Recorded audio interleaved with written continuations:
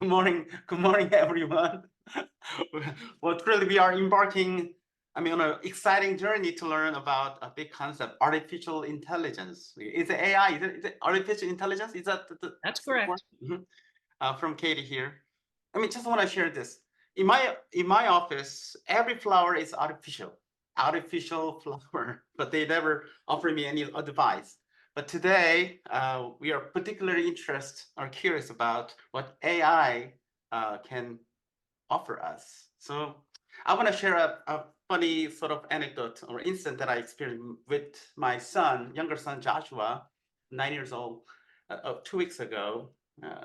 Joshua noticed that his mom's frustration with our withering flowers and struggling indoor plants. So eager to help, he proudly introduced her to an I think it's an artificial intelligence app. Is picture this plant identifier things. So kind of diagnosis tool. The plant issues. So according to this app, our flowers in this indoor here needed more sunlight. So intrigued, I asked him to assess my one of the Lego tree here.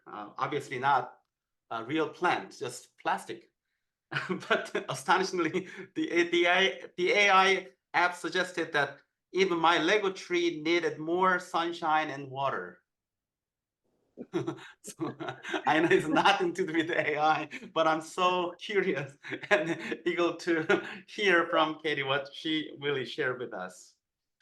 As we begin, let us open our time with a word of prayer together.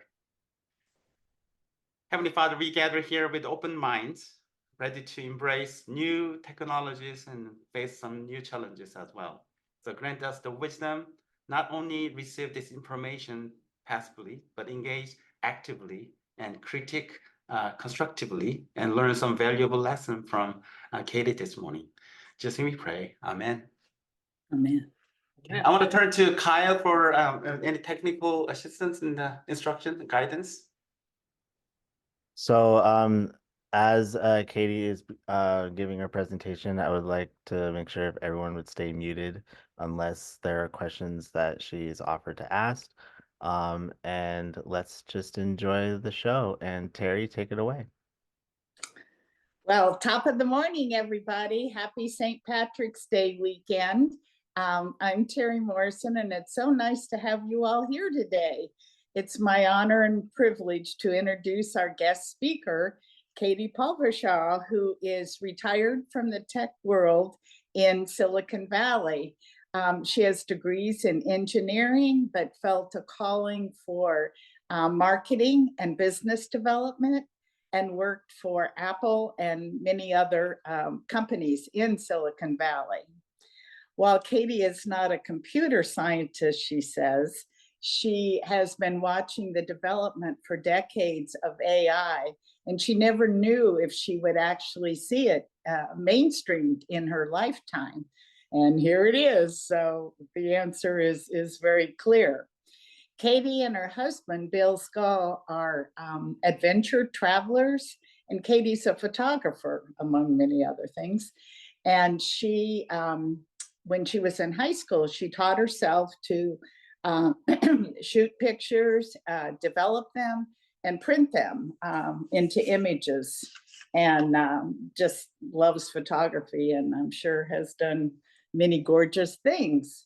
In 2020, she and Bill, her husband, and Carol DeMonte launched Art Changes Us. It's an arts-oriented youth program working with several hundred underserved teens in our geographic area. And Katie has been at LAUMC since 2000, and she has served and participated and led numerous committees and classes and programs, and we're just so thankful for all her volunteerism. Katie and Bill's son, Tyler, is a Starfire alumnus. He's a chemist and a project manager. Among Katie's many hobbies and interests are cooking, gardening, hiking, reading. She just does it all. Oh my gosh. So without further ado, I welcome Katie and thank you so much for being here and teaching us what in the world is AI. Okay, well, thank you so much, Terry, for that introduction. And thank you for asking me to do this. It was a really wonderful opportunity for me to really get my thoughts together about AI and what I think about it. And so I created this AI for the Curious talk. And by the way, all these images, virtually everything in this presentation, the images were created by AI, including this. So, you know, I asked ChatGPT, the graphic application DALL-E, to create an image of AI for the curious. And this is what it came up with, which I thought was pretty amazing. So where did AI come from? As you know, AI has been in the popular mind for forever, and there are ancient myths and legends. One about making a humanoid-like creature out of clay, and that creature did not do smart tasks, did not do things that required brains, but it did tasks that required brawn and strength, carrying loads and taking the burdens off of humans. And this theme has reappeared throughout popular culture for decades, including Frankenstein and Isaac Asimov, sort of launching the whole iRobot concept through Star Wars and Terminator. So this idea has been around for a long time. But really, very serious scientists, mathematicians, and philosophers got involved with thinking about this idea. Could you create a machine that would have an interaction with a human being that was indistinguishable from human interaction? And so that was that idea was created by Alan Turing. Maybe some of you saw the movie about his life, The Imitation Game. He was a brilliant computer scientist, mathematician, and he proposed the Turing test. And he said, this is when we know we will have achieved artificial intelligence. In 1956, the term was actually coined at Dartmouth by a bunch of academics, and it really was the launch of AI as a research discipline, academic discipline in computer science, which was really at its forefront. So how is it different? You know, we all use computers. Classic computing is very, very different than AI computing. And AI computing hasn't been possible because the technology has not really been powerful enough to do what it does. But classic computing, it's very logical. If this, then this, otherwise this, repeat this until you run out of data or whatever. And so it's like a calculator. Whereas AI, it behaves like the human brain. It uses connections, pattern recognition, and it infers things from what it learns and acts like the human brain. So this is a pretty big feat for computers to be able to do this. IBM says that AI is going to enable devices to learn and read and talk and write and see and create, analyze, make recommendations, and do other things. And I wonder what's in that other bucket that AI is going to be able to do. How does AI accomplish this? It uses something called neural networks, and I promise you this talk is not going to get very technical at all, but this is one of the terms. And neural networks are a fundamentally different way of computers managing data. They connect and aggregate and connect huge amounts of data, and they find patterns and then create knowledge and then use that to create even more knowledge. So that's roughly how a neural network works. And why is this happening now? Like all of a sudden, you didn't hear about AI. Maybe every once in a while you heard some little thing like, you know, IBM's program Deep Blue beat the grandmasters in chess. That happened, I don't know, 15, 20 years ago. So every once in a while you'd hear something about AI, but you know, it was still pretty theoretical. But all of a sudden, boom, it is everywhere. And why is that? Well, a number of technologies have all developed to the point where they all can work together and do this kind of artificial thinking, really. And so now we have we have big, huge amounts of data. We have extremely high performance computer architectures and chips. If you've heard of the company NVIDIA and wondered like, what in the heck, who is this company and why are they the hottest company in the world right now? It's because they make the chips that make this possible. Machine learning is the computer programs that allow machines to actually learn from the data. And natural language processing, that's you being able to interact with an AI via text as well as your voice. And then of course the neural networks. So now we have ChatGPT. And I asked ChatGPT to do a self-portrait. And literally, this is what ChatGPT came up with. So I thought that was kind of cool. And just a note, there's free versions of ChatGPT if you decide you want to play around with it after this presentation, which honestly is pretty darn fun, and I would recommend it. Has anybody played around with it? I see Kyle nodding his head, John, yeah. So it's pretty fun. So now that we have ChatGPT, what is next? So, or what does that mean? So ChatGPT, it's taken me a while to unpack this one. So chat refers to a conversational interface. And you can either interact with it typing in text, or you can use your voice now. They literally just launched this. So you can talk to ChatGPT and it will answer you in a voice of your choice. The G stands for generative, which means it answers your questions and prompts with unique, newly created responses. So it's creating new content in response to what you ask it. And I'm going to do a bunch of demos. So I'm going to show you this. The P means it's pre-trained. That's where they feed this AI bazillions of bits of data. And ChatGPT was trained with the equivalent of 47 million books. And that's a lot because there are only 27 million books in English. So it's been fed with websites and periodicals and images and an enormous amount of content. And then it uses that content to create connections and learn. And then the T, this is a real techie term, but it's how the AI learns from all this data. So now what? AI is sort of like, this is sort of like the dog that caught the car. We have been chasing after this promise, this dream, this idea, this holy grail, whatever it might be, for decades.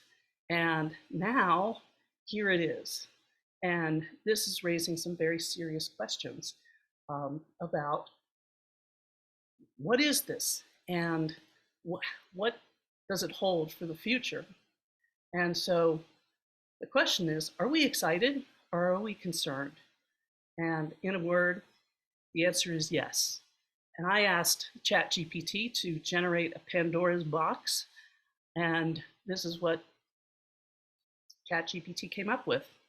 And so in the plus column, the things that we're really excited about, advancements in healthcare, drug discovery. In fact, some of the first commercial applications of healthcare have been in effect for over a decade, and they've been using it for diagnostics and drug discovery, that sort of thing. So this was one of the very first areas to really benefit from AI. AI adds a lot of efficiency, automating repetitive tasks, innovative, so problem solving, and real opportunities for economic growth, creating whole new industries and whole new jobs and opportunities economically. And it allows personalization, personalized learning for kids and adults, personalized content, personalized shopping, personalized news.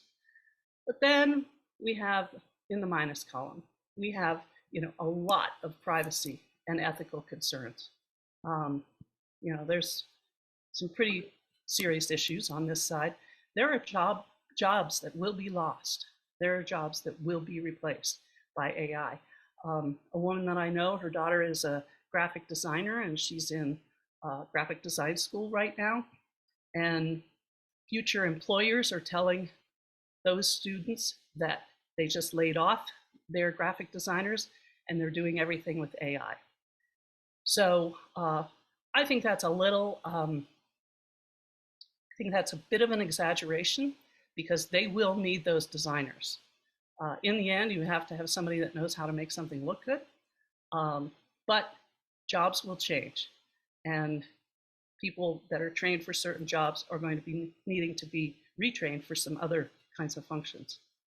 One of the scariest one, here we are in an election year, and fake news, misinformation, deep fake images and videos. That's where you create an image that looks like a photo or looks like a real video, and it is fake. And all that is possible right now. So you have to be willing and able to get your information from reliable sources, and be on the lookout for this stuff. If something comes in over social media that looks fake or looks kind of outrageous, it's worth checking out whether it's really true. Also, AI can reinforce biases. The content that you feed it, it's still kind of garbage in, garbage out.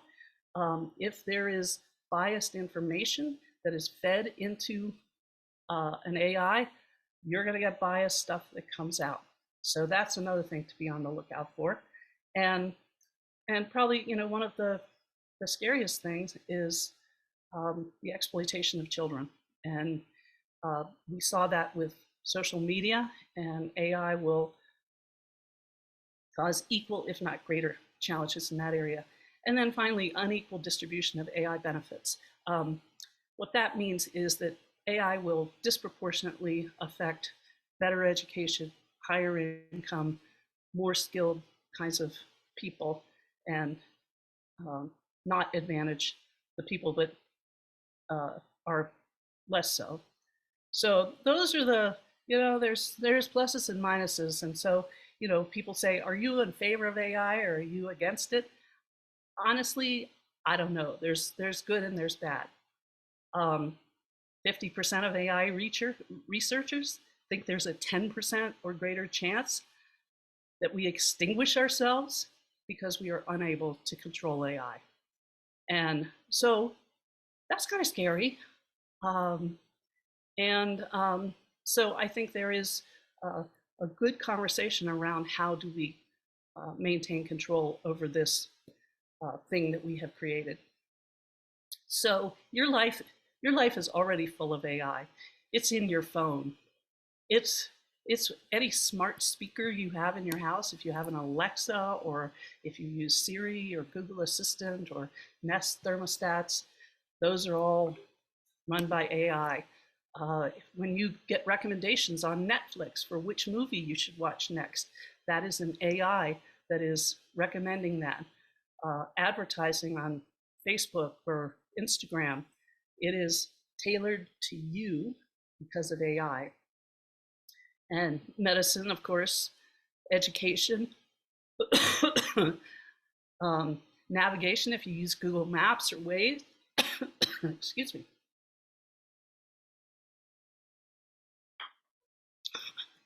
I'm actually at about 6,000 feet right now. I'm in central Idaho, and it's really dry here. So that's why my throat is really dry. Banking, when you get a fraud alert, that is something that has been detected by an AI, and they are contacting you to check it out. Your email is filtered by AI to try to find the things that are most important to you. I'm going to show a demo of planning a trip. Travel is one of those things that it can do. The AI can do a great job at planning a trip for you. And then business. So there are lots of applications, and I am going to show you a number of demonstrations today. First, I'm going to show you how an image is generated using a prompt. And then we're going to imagine a travel itinerary and turn it into a real plan. I'll show you how to write a piece of poetry or a tribute to a good friend for their birthday or whatever. I've used AI to find the perfect recipe. I used AI to make me smarter about AI so I could give this talk, because as Terry said, I am not a computer scientist. So I had to check my facts and make sure that I was telling you the straight scoop on AI. Oops.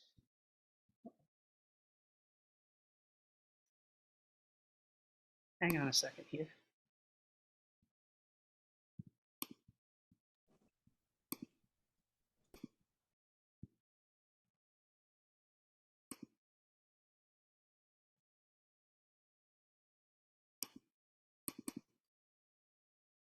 Okay, there we are, we're back.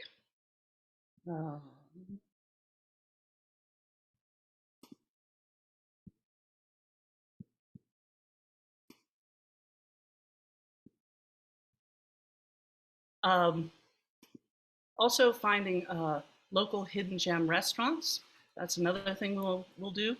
How to use ChatGPT for Bible study. And Sounds very insightful to me. What's that? Insightful to me, Bible study and theological questions. Yeah, that's so you used it like that? No, I mean, I'm curious about that. Okay, well, and then having this is one of the most interesting things I have found, is having an inquiry-based conversation about some topic with somebody that is super knowledgeable but non-judgmental, and getting sort of expert opinions, facts, checking history, that sort of thing, and doing that in a non-judgmental way. And so I'll show you how I've been using it like that. Okay, so the first demo I'm going to do here is about creating an image. And I'm going to show you ChatGPT. So here we go. It's a little slow because of the Zoom sharing. Let me pause for just a second. Any questions, any comments at this point?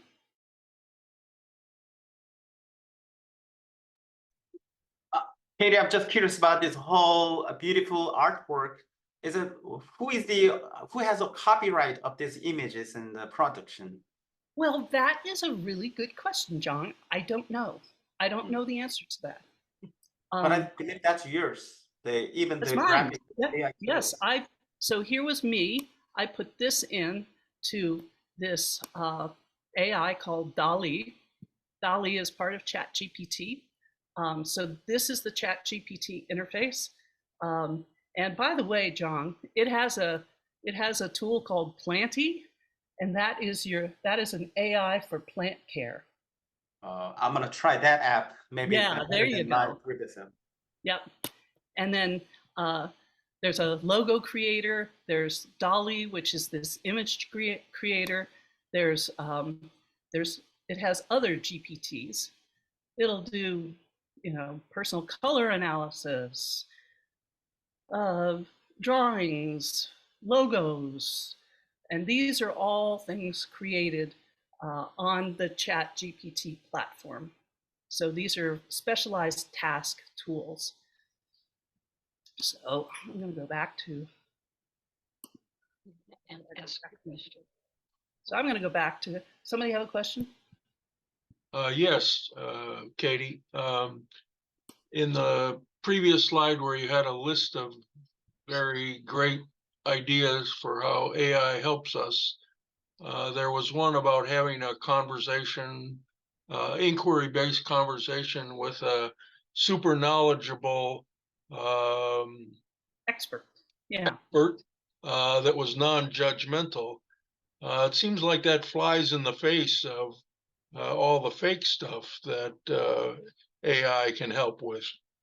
Yeah, that's true. That's true. The when I say non-judgmental, the AI does not come back and say you're wrong about that, or you are totally ignorant for asking that question. But you're right; it can generate false information, and so that's a very good caveat, John. And thank you for bringing that up. That if you are using any of this information that you get as gospel truth or as facts, I would suggest you check your facts with another source. So, Hey, Katie, quick question about this picture things. uh-huh. I mean, a little bit confused. This machine is thinking with Yep. emotion or thinking based on data? What is the right way to understand these pictures for production? Well, so I said, create a tree of life graphic art style.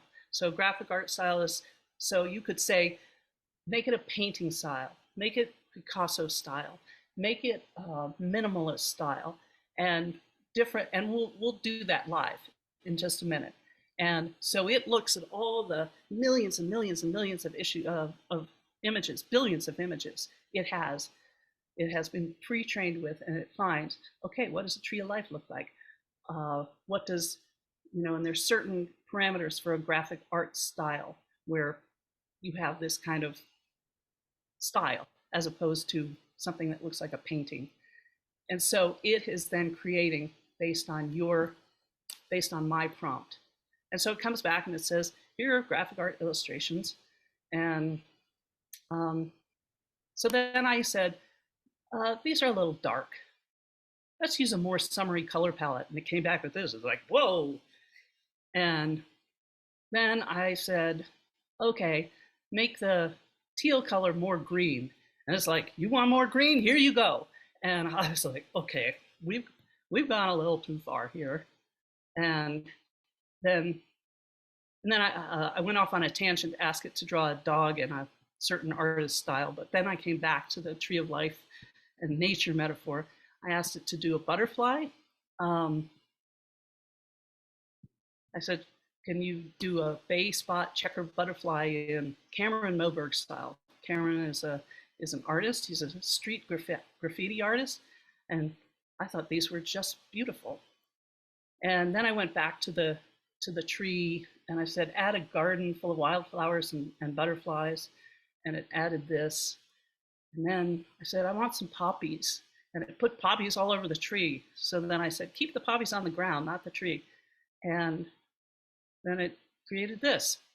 So, and then finally, this was tree of life in a lush garden of flowers with butterflies all around it. Now, if I said, how about a tree of life in Picasso style?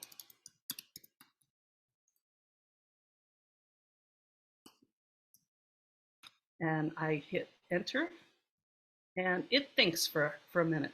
And if anybody has an idea for something else they'd like to see created, let me, I'll take your request while it's thinking about it. So it takes a little while to think.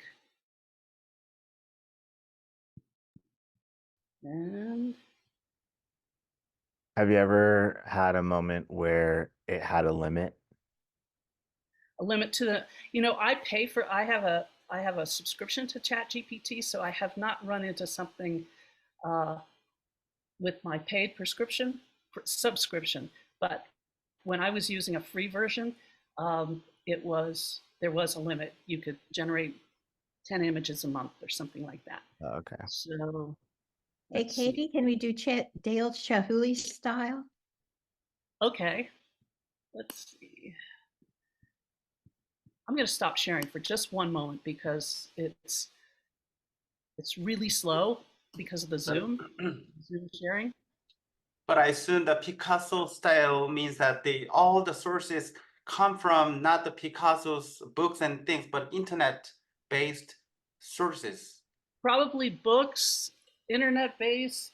I don't know all the sources, but it will distill the essence of what Picasso's style is. So it's coming back to me with some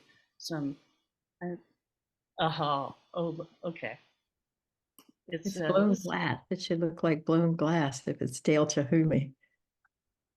It says, I'm unable to generate images based on your request due to our content policy. Even the maybe he ChatGPT already made one of those. is aware of copyright issue too. Okay, Yeah. let's create a cubist inspired. So you just answered my question. There was a limit.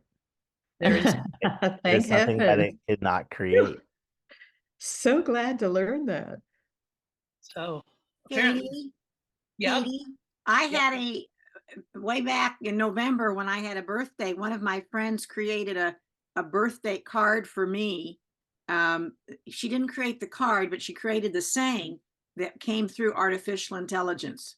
Yeah. And I wasn't sure at the time she submitted it, whatever she said, and it came out with about a half a sheet describing things about me.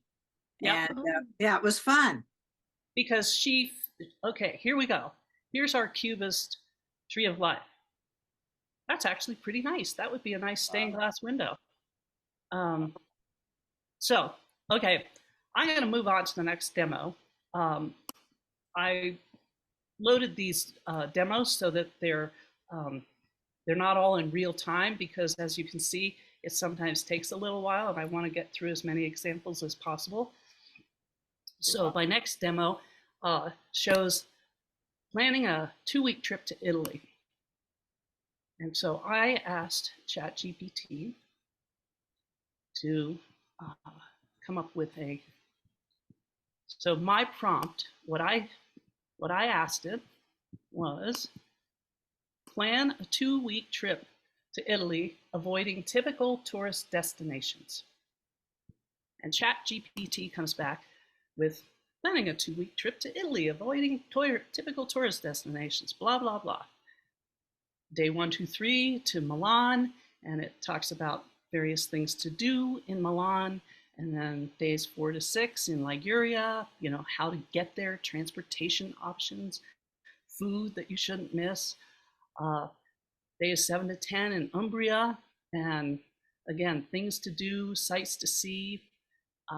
Then days 10 to 12 in Apulia, and then the final couple of days in Emilia Romagna. So this itinerary, I said, okay, that looks kind of cool. But how about less touristy destinations? And ChatGPT says, certainly. And redid the trip as less touristy type destinations.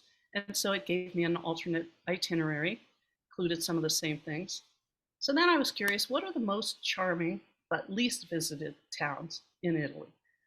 And so it gave me a nice list of, here are some towns in Italy that are less visited.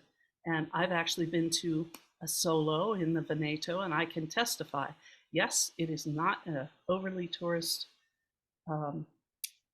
overrun with tourist kind of town. It's really quite lovely and not crowded and very, very charming. So, and then I said, okay, great. Suggest some small boutique style hotels in these towns. And it suggests some town or some hotels. So you can see, you can kind of go on and on with, recommend restaurants that shouldn't be missed, sites that shouldn't be missed, that sort of thing. So this is a pretty helpful way to start planning a trip. Excuse me.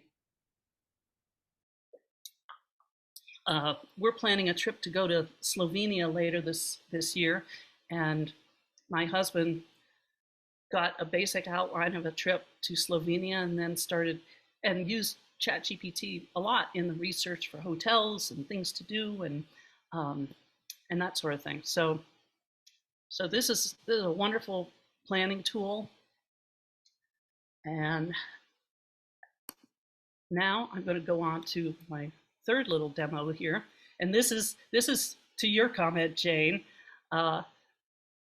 We wrote a poem to a good friend for their 70th birthday. And again, ChatGPT, I said, create a colorful birthday cake. Whoops. Create a colorful birthday cake with 70 candles on it. And it created this. I thought, wow, that was really pretty. So we fed it, I fed it this information. I said, a poetic birthday celebration to our friend Bill, who's adventurous, spontaneous, a gentle provocateur, a free thinker, incredibly generous, calm, easygoing, exceedingly humble, and totally fun. And it wrote a very fun poem. Happy birthday, dear Bill Elmore. You're a friend like no other, adventurous, spontaneous, and bold, a gentle provocateur, a free thinker to behold. And it goes on. And it was, right on the money. So that was fun. So that's a fun thing to do if you want to write a special tribute to a friend, or this is a great way to get started. Any comments or questions? I have a question, Katie. Sure, Who was the chip maker?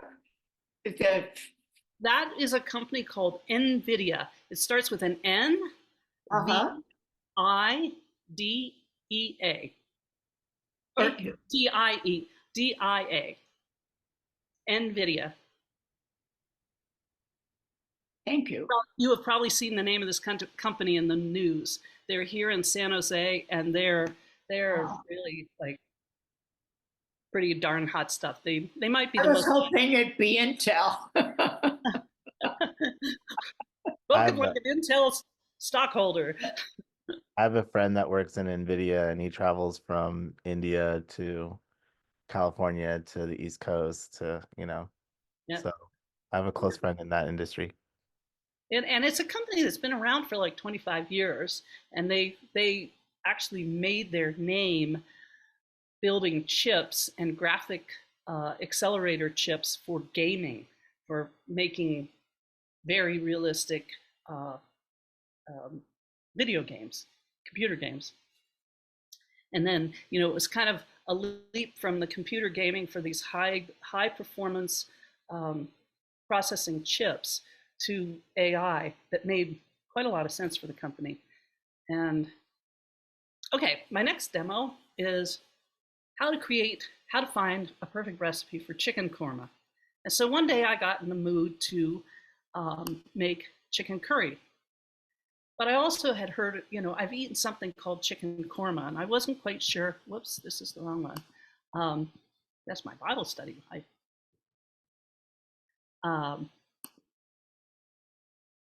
Anyway, I'd heard of something called chicken korma, and I didn't know the difference between chicken korma and chicken curry. So that's the first question I asked. I said, what's the difference between these two? And so it explained. Chicken curry is, it has this kind of base. Chicken korma is milder. It's made with yogurt, so it's it's creamy, whereas chicken curry is tomatoey. And so this has yogurt, coconut milk, ground cashews. And so I thought, boy, that chicken korma, that sounds really good. So I decided I would make chicken korma. So I said, do you have a great chicken korma recipe? Because in my whole collection of recipes, I did not have a recipe for this. ChatGPT says, certainly, here you go. And it gives you the ingredients and gives you the instructions. And it called for a spice mix called garam masala.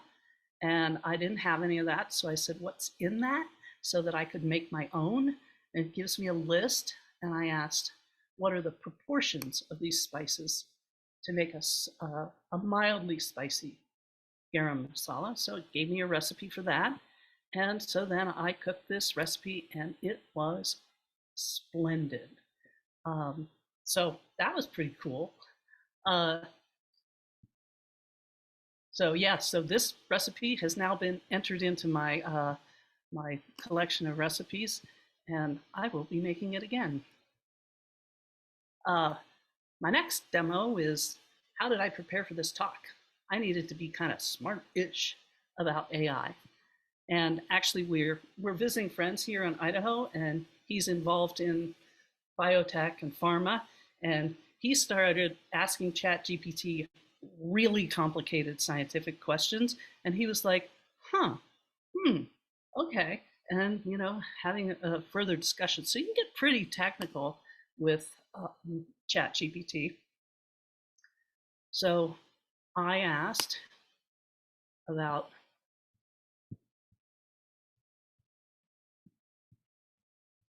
So I had a pretty long conversation. So I asked, what are the key technologies that create AI tools like ChatGPT? And it explained all those things I talked about earlier. And then, how large is the data set? Somebody asked this question, what's used to program ChatGPT? And ChatGPT was trained on a data set estimated to be around 45 terabytes of text data after compression. And just to put that in perspective, I asked, how many books and publications would that be? And so it did the math here for me. So number of books, 47 million books. And then I asked, well, how many English language books are there in the world? And it said there are about 25 million.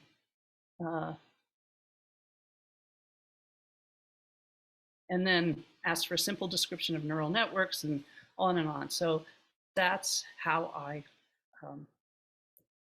prepared for doing this talk. My next demo is, I wanted to find a good place to go for lunch in our local area. So I asked the question,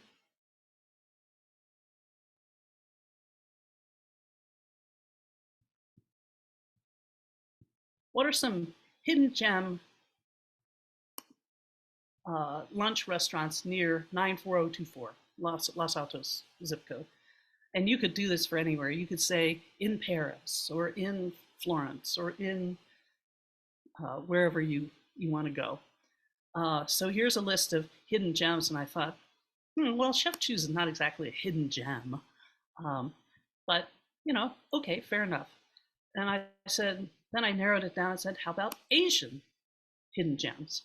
And so then it came up with a list of Asian restaurants where I was like, okay, I gotta try some of these. I haven't heard of, and I've never been to Burma Ruby or Rangoon Ruby, and I'd never even heard of Bai Tong. So that gave me some ideas. And then I'm gluten-free, so I said, which ones have really strong gluten-free options? So it said that these restaurants did, and then I said, based on published restaurant reviews, not TripAdvisor, because it is tapping into TripAdvisor if you've ever used that. So it gave this list of recommended restaurants. So I definitely got my work cut out for us, or for my eating cut out for us for our restaurant choices. All right, this one, I asked a Bible study question because last Monday in Bible study, we started talking about Mary Magdalene. And so in the background, I was sort of multitasking while we were having our Bible study. And by the way, this picture, I generated this with DALL-E, and I said, create a picture of Mary Magdalene, and it came back with a very beautiful white looking woman. And I said, make her darker, because you know she's, you know, from Palestine. And so it came back with a black woman dressed like this. And I was like, no, make it more of Middle Eastern, you know, kind of coloring. And so it came back with this, which I thought, that's pretty good, pretty good. Anyway, so I asked the question. We were talking about Mary Magdalene. Somebody brought up the Gospel of Mary Magdalene. And I was like, well, I've heard of that, but I don't know what that is. So I asked, summarize the Gospel of Mary Magdalene. And so it did this summary.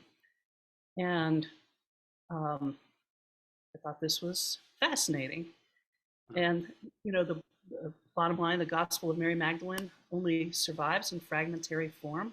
It really isn't a full work. It was believed to have been written at the end of the 2nd century, and they don't know exactly when or where it was composed or by whom, and it got excluded from the canonical New Testament, but it provides valuable insights into early Christian diversity and the role of women in early Christian communities.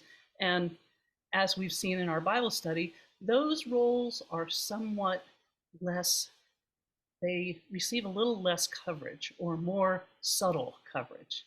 And so then I asked, who was she? And it explained who she was and then the question that came up in our Bible study was she wealthy? Because in, you know, traditional interpretations of the Bible, Mary was sometimes referred to as a woman of ill repute. But in fact, it seemed like Mary was a wealthy woman. And so I asked, and Mary traveled with Jesus and the disciples and provided for him out of their own resources. This was there being Mary Magdalene and other women. And so they supported Jesus, paid his bills. And this was a fascinating thing that we learned about in our Bible study, right? Jane, Lori, whoever else is in our Bible study. Anyway, and we learned about Joanna, wife of Chusa. I said, is she wealthy? And ChatGPT explains that. So, you know, we had this conversation about this. Any comments? I've got, whoops.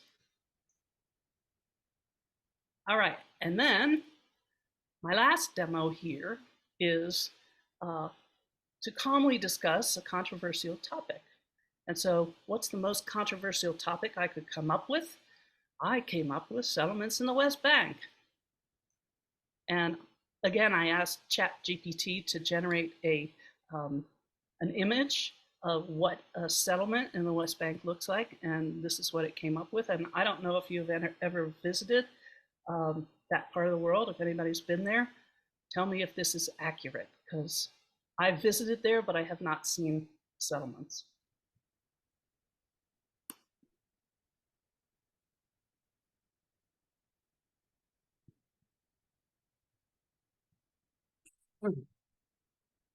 So I had a long conversation here.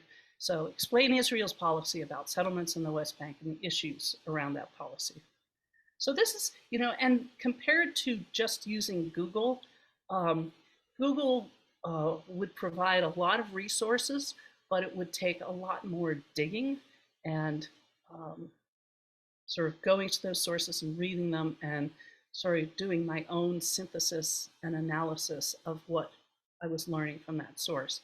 Whereas this is presenting a digest of what many sources have said. And again, something like this, you would have to fact check it.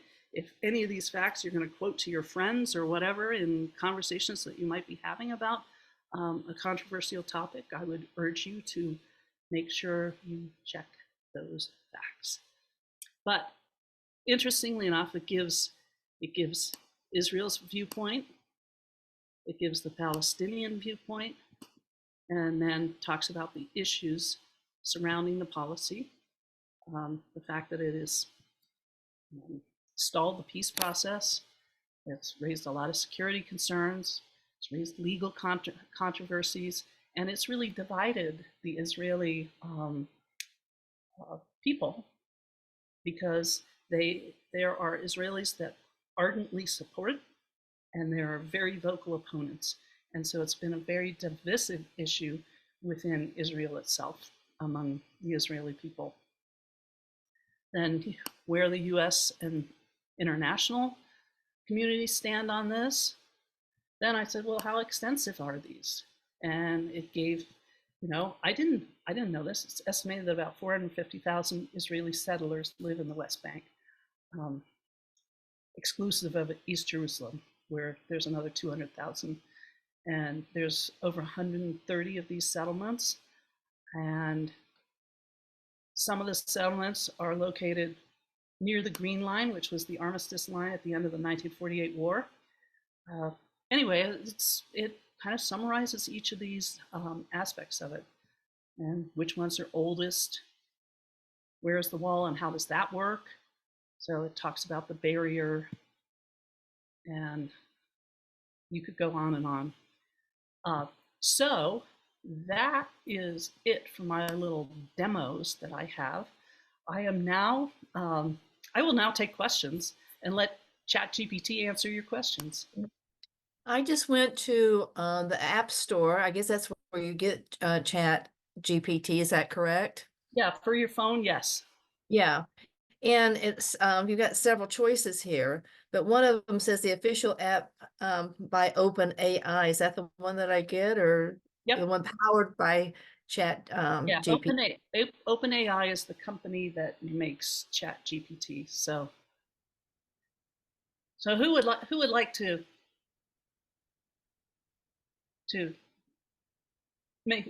ask a question?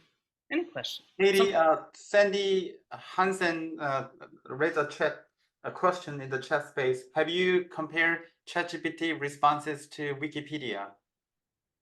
Yes, I have. And ChatGPT does, it taps into Wikipedia and uses some of that same information. So you will recognize some of the information from Wikipedia, but it also brings in other sources. And so it really blends the content together to make it more directly address whatever your question was. Whereas ChatGPT just gives you, it's not an inquiry-based interface. Does that make sense? But yes, it does rely heavily on Wikipedia, and as well as other news sources and information sources. But Katie, my question for this: in human life, we all have different opinions. For example, there are some conservatives and progressive, and Republican and Democrat. So, do you think the AI, for example, ChatGPT, always try to stay in the neutral, or bipartisan, or what is your I don't know how AI works in this partiality matter. That is also an excellent question, John. And I've actually had conversations again with ChatGPT saying, what were the good things that were done during Trump's presidency contrasted with the good things that were done in Biden's presidency? And it, took sort of different viewpoints, said, what were the pros and cons of Trump's presidency, and what were the pros and cons of Biden's presidency? And it really sort of laid those all out from a conservative perspective, from a progressive perspective. And now, now you're in the realm of opinions. So, but some of the stuff is factual, like the legislation that each of them pushed through. But then you can ask, well, what did conservatives think of this piece of legislation? What did progressives think of this? So you can explore those different points of view. Whether this is definitive about that, I think people would argue with that. But it gives you a place to start. Wow, very fascinating. like between morality issue, moral issues and ethical issues. There's some fuzzy and gray line, but I mean, ChatGPT tried to provide more information to stay in the neutral. Yep. So, anybody else have a question? Happy to. Judith had asked how much is the advanced subscription. Oh, then Ken said 20 a month. Okay, thank you, Ken. Thank you, Ken. Hello. Yeah, and I can't contrast what the free subscription versus the paid subscription, because I subscribed a while back, and the free version was pretty fun to play around with. But once I really started getting into a lot of queries and a lot of image generation, that sort of thing, I needed the paid version. Harry, right there. Could you kindly just give us the ABC? So how do we start? What's 1, 2, 3 for those of us who aren't techie and don't know the beginnings? Okay. Let's see.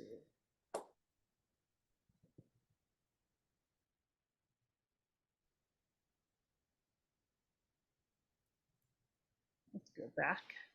Okay, so the beginning would be just go to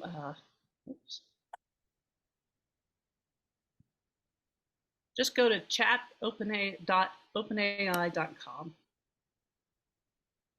and I'm logged in, so this is.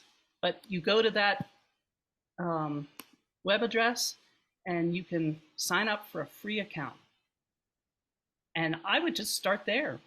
And that includes access to the image generator, which is DALL-E, and play around. You're not going to break anything. You're not going to break the internet. You're not going to break your computer. And that, I really think that is the absolute simplest way to do it. So step 1, go to chat.openai.com. Step 2, sign up for a free account. Step 3, play with ChatGPT.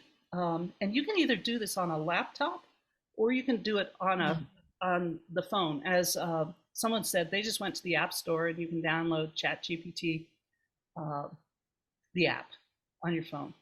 And on your phone, you can interact with it with the microphone, speaking to it. In fact, do I dare do a live demo of ChatGPT text or voice? I love that. Okay, this is Sounds real great. What do we have a question about?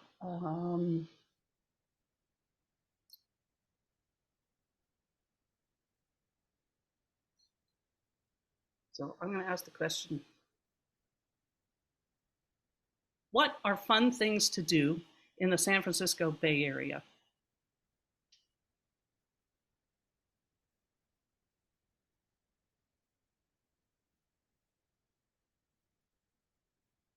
Oh, she's not answering by voice. Okay, well, see, that's the problem with doing a live demo. I had it answering me with voice, and that's on the phone. But Katie, I know that you're deeply involved. Art changed us, our program ministry in our church. Here's a question for you. I mean, art changed us. It's sort of young people draw their pictures and things. I mean, so somehow DALL-E is really, I mean, they create a lot of wonderful images and art. So, I mean, DALL-E is part of ChatGPT, can change art to change us, that program, or in a negative way, or, I mean, to stir up all this, I mean, art, I mean, the industry or, I mean, area. So how do you see this sort of impact on art change us music program or in general? Well, you know, we actually, when we were last spring, we did a whole unit on AI art, and we had the students work with these AI tools and generate things, and they had a lot of fun. And in my opinion, more art is good, and that art is an infinite subject. There, you know, we will not get too much art, and art can have a lot of uses, and finding something that exactly suits your purposes, and creating something that really expresses exactly what's in your head or your heart or your mind. And like, I'm not much of a drawer. I'm a photographer. I can't draw. I can't paint. I can't do, you know, many of the media, and I can use AI tools to express myself in those styles, in new ways. So I think it's going to facilitate a lot of creativity, but yes, it's also going to have some negative impacts. You see these tools as partners. Yeah. And can it be used for bad? Absolutely. And people do, and they are. But I also think it's very possible to use them for good. And learning to use there. So ChatGPT is not the only thing, and DALL-E is not the only thing that generates images. There's other things called Midjourney. There's a number of other tools that you can use, and our son is a big fan of Midjourney, which is another one of these, and he's created some amazing things. And he's not an artist; he's a chemist, but he's had a lot of fun creating things for himself, for his own enjoyment. And one of the things he did was he designed a pattern, a series of patterns, and he had shorts made out of those. And so when we were in Hawaii, he had this, 3 pairs of these very colorful Hawaiian shorts that he had designed himself. And he was very proud of himself that he had these shorts and that these were designs of his own creation. So, could they be made actually in cloth and everything? Yeah. He took his designs and uploaded them to a site that will make. Oh, I see. Like it'll make a t-shirt for you or make a pair of shorts. And so he uploaded his designs and so the sites existed, but probably other people brought art they'd painted themselves maybe or something to be put on it, and he used chats. Cool. But those of you that are artistic yourself, the joy of just creating something and expressing something that's in your head or your heart is just an amazing experience. And so this is another way for people to experience that act of creation. And it does change us. It does. That's what we believe. That's why we call it art changes us, because art does change us. So I see we're over time, and I know Kyle has to take off. Laura has one question, I believe. I'm happy to stick around for as long as you want to ask questions. Laura has maybe she's at the final. Okay. Yeah. My question is it somewhat, because you mentioned it's going to be a lot like social media and so forth. To give you an example, if you pick up anyone's iPad and so forth, and look at their email, you can tell what they are. Are they a swimmer? Do they like to go to the Giants, Yays, and so forth games? Like my Yahoo page, just looking at the Yahoo page, oh, this girl likes to swim and ride bikes. Mm-hmm. Is this going to, let's say I put in and I say, which is true, I'm going on a trip to Switzerland. What it's going to do is tell me where I can rent a bike and where I can go to swim. Yep. That's exactly. So it's the same trip. Yep. Yeah. So intelligence. So it, as I said, your life is already being affected by AI. If you go on Instagram, Laura, you will get ads that are interesting things having to do with cycling or with swimming or travel where you can cycle or swim or whatever. Or Lululemon pants. Yes, exactly. It knows what I wear. It is absolutely uncanny. I can't use Instagram because it has, I mean, the whole engine of Instagram is to offer you products for sale. And I'll tell you, I'd spend all my money buying stuff on Instagram because they have my number and they, put things, advertise things to me where I'm like, I have to stop my finger from going buy now. I just have to sign off because they have my number, and that's AI did that. They can tell from all your actions like what you're into and what you like and what you might buy. It is. I mean, it's uncanny. It's scary. It's there's a lot of mixed emotions that I have about it.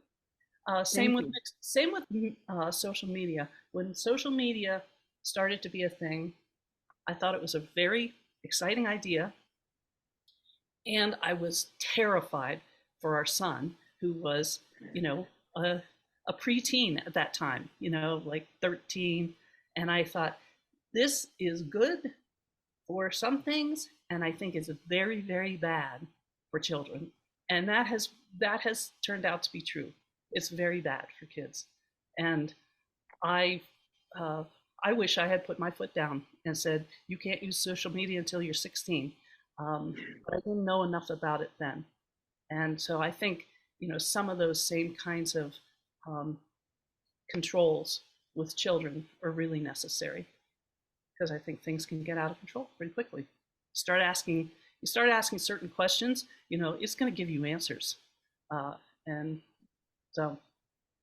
Katie, do you see that there's a place for people that are concerned about this, like maybe church members or this or that, to try to be more vocal? And how would they be vocal? Who would they be vocal to? Just like to the government, to well, I think levels? yes, I think there are organizations. There's one organization called I believe it's called the Center for Humane Technology, and it's a think tank, brain trust that's got really smart people thinking about, okay, how do you make technology work for us, for human beings and enriching the human experience rather than being a corrosive force in our society and in our souls, really. So there are organizations like that are, and ethicists and philosophers and are thinking deeply about these issues and have for quite some time, because AI, and Bob, I know you've been involved in AI. There have been a lot of ethical concerns from the very beginning about, is this because we can do it? Should we?